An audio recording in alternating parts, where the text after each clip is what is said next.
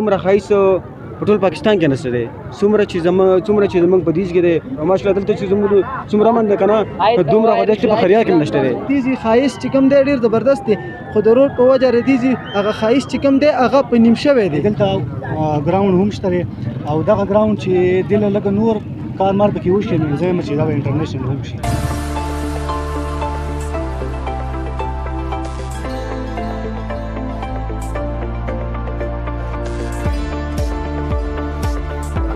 جی قدرمندو کتونکو دا وخت په شاهي ټاپ کې موجود یو کم چې د لوور او اپر دیر په بارډر باندې موجود ښایسته سیاحتي مقام دی او دلته د مختلفو علاقو نه خلک راځي د ملک د ګوټ نه د اختر دویمه ورځ ده او په اختر په دویمه ورځ باندې لکه د اولنۍ ورځې په شانتې دغه رش جوړ دی. تاسو دا وخت کتلی شئ مختلف لوی واړه راغلي دي او دلته د دې علاقې نه د دې د خوبصورتۍ نه خوند اخلي. دا وخت زموږ سره څه سیلانیان ولاړ دي د هغې نه د دې علاقې په هکله باندې معلومات اخلو.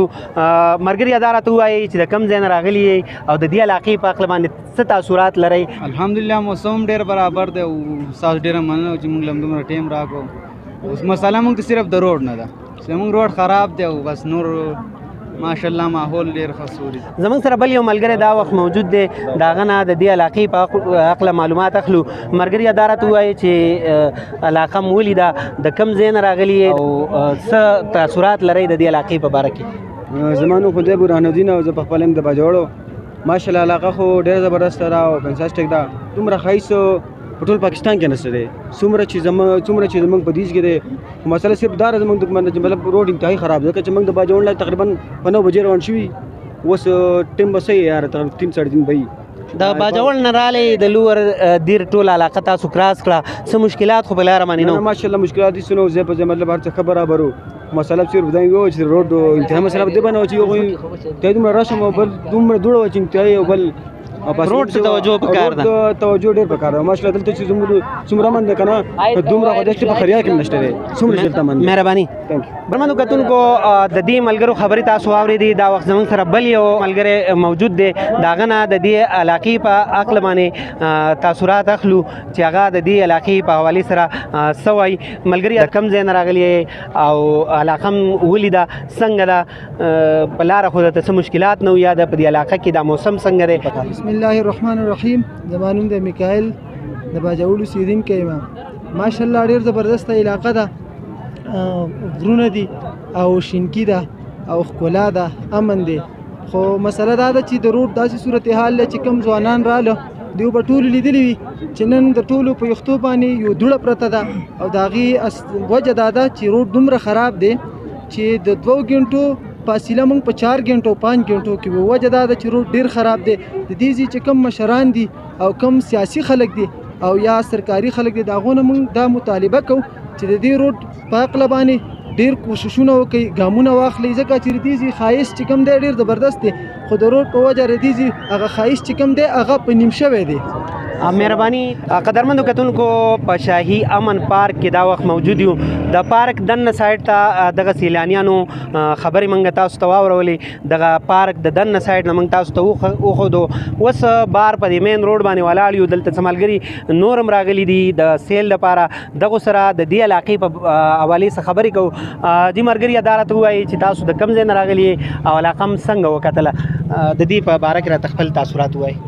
جی اول خو ستاسو شکریه ادا کوو چې تاسې رالی دلته او د دې ځي او د دې وطن او د دې پارک د ښکلا خوراک لکه مونږ به دا ووایو چې څه نشته فورم نه علاقه ده او ښه امن دی پکې او تقریبا بله مسله دلته زیاتر خلک راځي خو مسله اصل کې د روډ ده. روډ لږ خراب دی نو حکومت لم پکار ده چې په روډ باندې نظرثاني وکړي. زمونږ مننه شکریه. دا وخت زموږ سره بل یو ملګری موجود دی. ملګري لږ زما خواله راشه.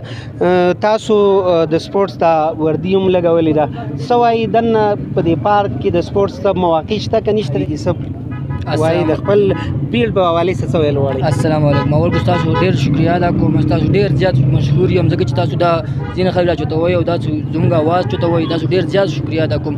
مونږ اصل کې د سما باغ یو مونږ گیم کو ټایګر سناولا ټایګر زه گیم کوم نو ان شاء الله راغلو مونږ گیم کو د گیم لپاره راغلو مونږ چې تاسو مونږ دا گیم متوجه اوسئ ځکه چې مونږ اصل کې د نشو د گیم لپاره دلته سہولیات شته؟ د سہولیات نشته، هیڅ سہولیات نشته. مونږ د نشو لپاره د تماشو لپاره مونږ دا خلک منی کوو. مونږ چې دا گیمونه دي چې دا انسان یو خپل دغه مضبوط ساتي. او بالکل چې ګراوندونه آباد دي نو وایي هسپتالونه به ویران او بل دا خبره کوم نه یو روډ ډېر زیات خراب دی، ډېر زیات د چې هر ځای نه خلک راځي، خلک ځي نو دتې ونه دې اصل کې دا روډ خبره ده زموږ دا چا خبره ډېر خلک لکه دا روډ متاثر کېږي، د روډ نشته دا خبره ده. مهرباني.